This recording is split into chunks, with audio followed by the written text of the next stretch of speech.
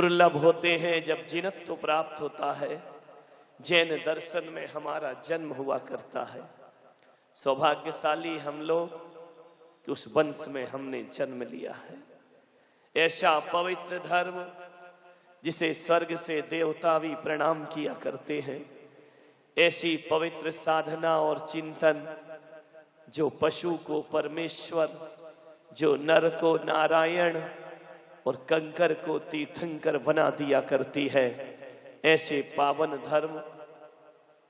आज 700 मुनियों का उपसर्ग निवारण हुआ था विष्णु कुमार मुनि के द्वारा।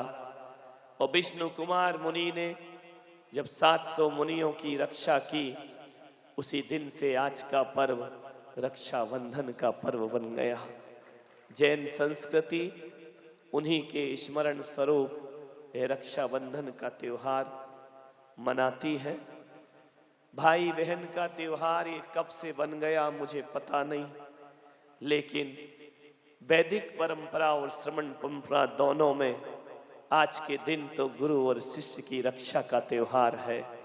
आज एक संकल्प लें कि हम पंचम काल के अंत तक इन दिगंबर मुनियों की परंपराओं को आराधते रहेंगे, पूजते रहेंगे, साधते रहेंगे।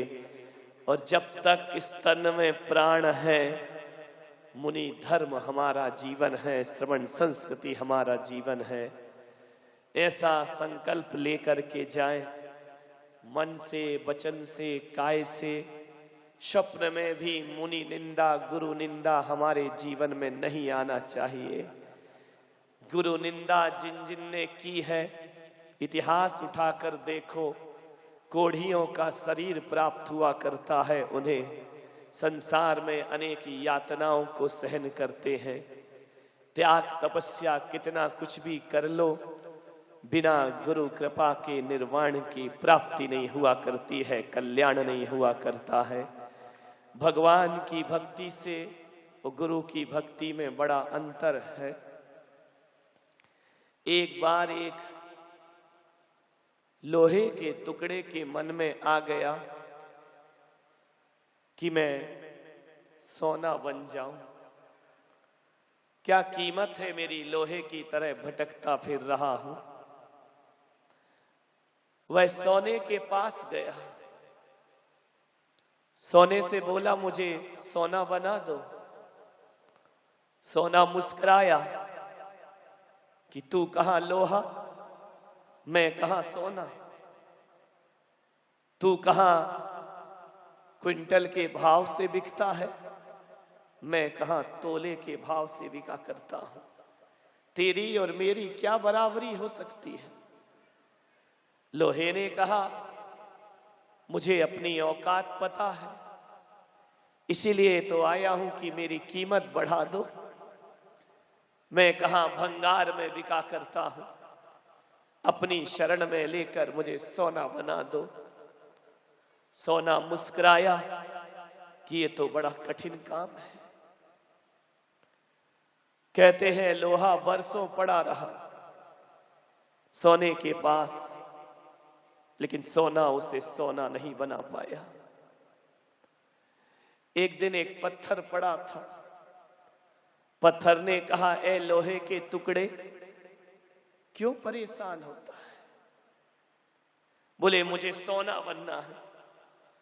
बोले मेरे पास आ।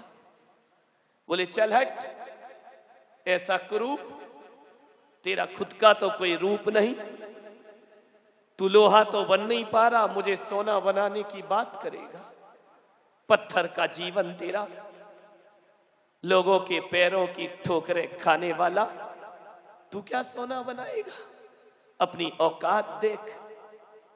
पत्थर ने कहा कोई बात नहीं, कुछ दिन और सोने के पास पड़ा रहे।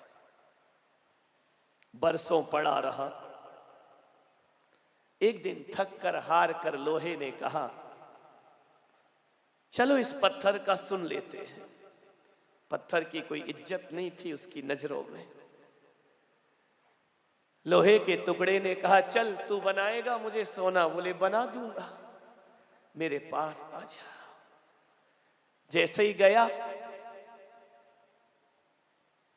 तो क्या होता है, जैसे ही पत्थर ने लोहे के ऊपर अपना आशीष रखा, वो पत्थर साधारण नहीं, वो पारस पत्थर था, और टच होते ही लोहे को सोने में परिवर्तित कर दिया करता है। वही मैं आपसे कह रहा हूं, मंदिरों में जाकर कितनी भी ईश्वर की शांति धारा कर लेना, कितना भी पूजा पाठ कर लेना, जब तक गुरु का हाथ ना हो कोई शिष्य भगवान नहीं बन सकता है।